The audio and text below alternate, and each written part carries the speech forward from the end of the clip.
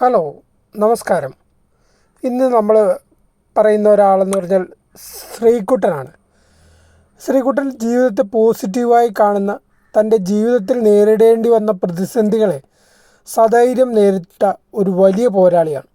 അതിന് താങ്ങായി നിന്ന രണ്ട് കരങ്ങളാണ്, ഒന്ന് തൻ്റെ ഭാര്യയായ നിഷയും മറ്റൊന്ന് സൈക്കിളും.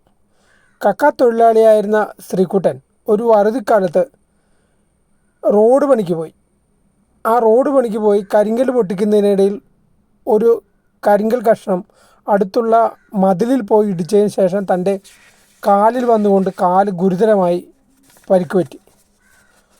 ഈ പരിക്കിൽ നിന്ന് അദ്ദേഹം മോചിതനായിട്ട് വന്നു കഴിഞ്ഞപ്പോഴത്തേക്ക് കഠിനമായ ജോലികൾ അദ്ദേഹത്തിന് ചെയ്യാൻ പറ്റില്ല എന്ന് തന്നെ മനസ്സിലായി.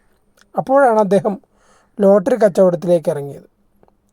ഈ ലോട്ടറി കച്ചവടത്തിൽ കൂട്ടുചേർന്നതാണ് ഈ സൈക്കിളും അതിന് സഹായിയായിട്ട് തൻ്റെ ഭാര്യയും. രാവിലെ 6 മണിക്ക് തുടങ്ങുന്ന വ്യാപാരം വൈകുന്നേരം 6 മണിയാവും അവസാനിക്കാനായിട്ട്. അതായത് ജീവിതത്തെ വഴിമുട്ടി അല്ലെങ്കിൽ എനിക്ക് ജീവിക്കാൻ പറ്റില്ല എന്ന് പറയുന്നവർക്ക് കണ്ടു പഠിക്കാൻ പറ്റിയ ഒരു മാതൃകയാണ് ഇവർ. ജീവിതത്തെ പോസിറ്റീവായി എങ്ങനെ കാണാമെന്ന് നമുക്ക് ഇവർ പഠിപ്പിച്ചു തരും. നന്ദി, നമസ്കാരം.